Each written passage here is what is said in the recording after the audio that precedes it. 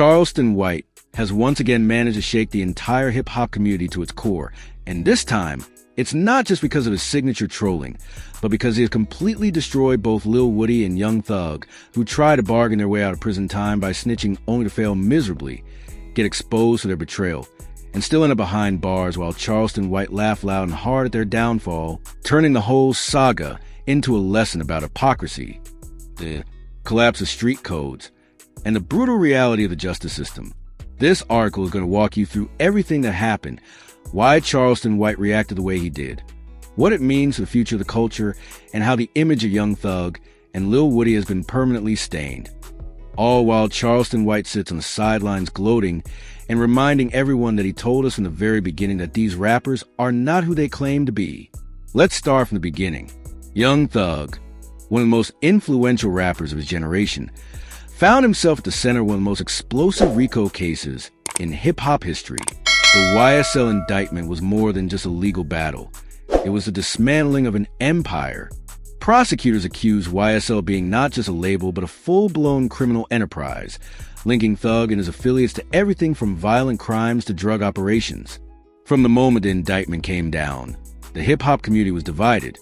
Some believed Thug was being unfairly targeted for his music, while others argued that he had been too reckless in mixing street life with his rap career. At first, Thug held his head high, presenting himself as a soldier who would ride out the storm. But as time went on, cracks began to show, especially when his close associates started making deals. Enter Lil Woody, a longtime affiliate of YSL, whose name suddenly started buzzing when interrogation footage surfaced. In the leaked clip, Woody is seen talking to investigators, trying desperately to cut himself a deal by giving up information about YSL and even hinting at Young Thug's involvement. The footage went viral almost instantly, and fans labeled him a snitch. But what made the situation even worse is that despite all his attempts to cooperate, Woody still found himself trapped, still staring down the possibility of serious prison time. His bargain backfired in the most humiliating way possible. He had betrayed his people for nothing. Now combine that with Young Thug himself. Over time, whispers began to circulate that even Thug had cracked under pressure, that he had been willing to give up information in exchange for some form of leniency. Whether or not the paperwork tells the full story, the perception was enough. The once untouchable figurehead of YSL was being painted as a man who had bent the knee to save himself. In hip-hop, perception often matters more than reality, and once that label of snitch gets attached, it spreads like wildfire. And this is where Charleston White stepped into the spotlight like only he can. Known for his brash, unapologetic commentary and his constant war against the gangsta rap culture, Charleston saw this entire situation as nothing more than proof of everything he's been preaching for years. To him, Young Thug and Lil Woody embodied the fake loyalty of the streets. He laughed at how both men try to play the system by talking, only to discover that the system doesn't always reward snitches the way they think it will. In one of his many viral rants, Charleston mocked them, saying something along the lines of, "Boy, y'all did all that talking just to end up in the same place, locked up like the rest of them. That's what you get for trying to outsmart the white man system. You can't out-snitch your way out of God's plan." The way Charleston framed it was devastating. He turned their downfall into a comedy act, mimicking their voices, reenacting interrogation scenes, and mocking their desperation. But beneath the humor was a sharp blade of truth. Both Young Thug and Lil Woody had managed to destroy their reputations while gaining nothing in return. They had violated the code of the streets, whether you believe in that code or not, and still failed to win their freedom. For Charleston White, that was the ultimate punchline, the kind of irony he thrives on. Charleston went even deeper, pointing out how this whole saga reveals the cracks in the entire hip-hop industry. For years, rappers have sold fans the idea of loyalty, brotherhood, and a code of silence, but case after case proves otherwise. When the lights of the interrogation room come on and the threat of decades in prison hangs over their heads, loyalty becomes a luxury few can afford.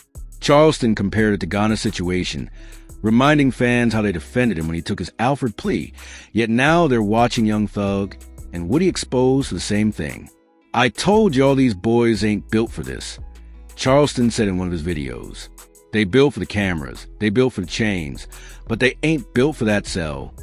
And here's the part that really struck a nerve. Charleston argued that this was never just about Thug and Woody. It was about the youth who looked up to them. He tore into the culture that glorifies street life while conveniently ignoring the consequences. All them kids wearing YSL chains, screaming slat. Look at y'all heroes now.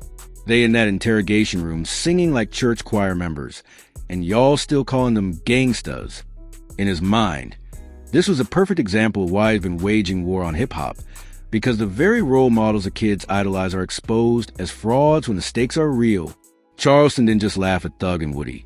He used them as cautionary tales.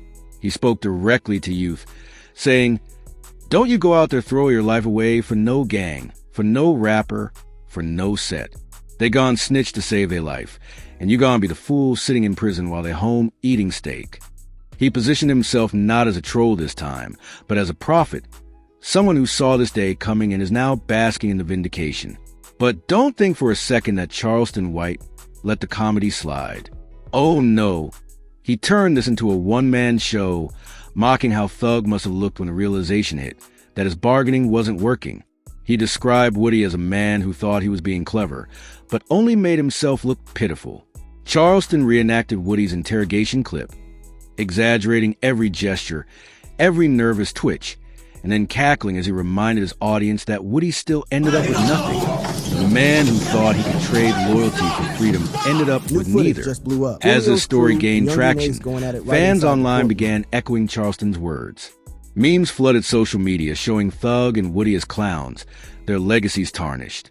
Even diehard fans began admitting that the situation didn't look good. Meanwhile, Charleston basked in the attention, doubling down on his narrative that he was the only one bold enough to tell the truth. He laughed at fans who tried to defend Thug, saying, "Y'all sound just like y'all did with Gunna. Always got an excuse. But the truth don't need excuses. It stands on its own. And the truth is, your heroes folded." The most brutal part of Charleston's destruction wasn't just the jokes. It was the way he stripped away the mystique surrounding these rappers. For years, Thug had been seen as a genius, an innovator.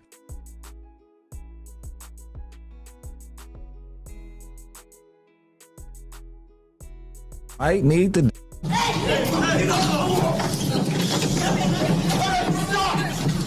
New footage just blew up. Fulio's crew and Youngin Ace going at it right inside the courtroom.